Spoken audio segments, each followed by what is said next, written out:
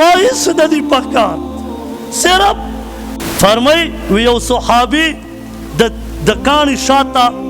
پروت تے صحابی پیراغلو چه اوی کتا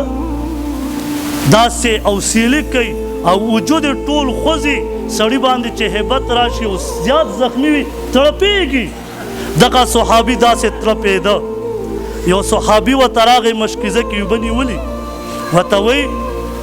ای پلان کیا بدله درکم هغه صحابي ورته اواز کوي د لاندې نه اوبه مې نه دي پکار بیا ورته عرض کوي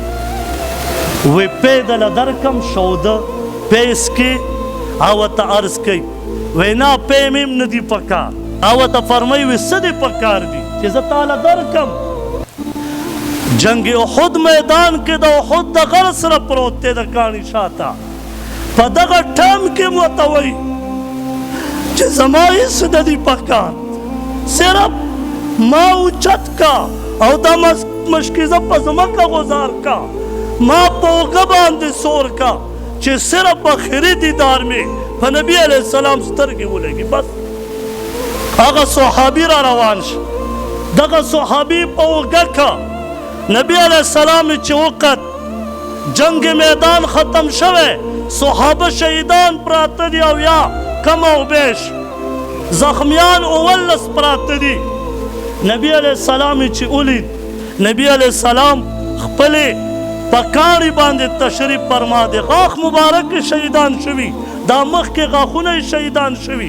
نبی علیہ السلام په کاڼي ناستې خپې مبارکې زوړندې کړي دي داسې دغه صحابي چې ولید ورته فرمی هغه صحابي ته ما کوس کا نبی علیہ الصلاة والسلام په لیدلو سره دا صحابي کوس شو او د دغه ځای نه په خپوړو ډېر په تکلیف سره د نبی علیہ السلام خپو مبارکو ته ځان را ورساو او د نبی علیہ السلام خپې مبارکې ښکل کړې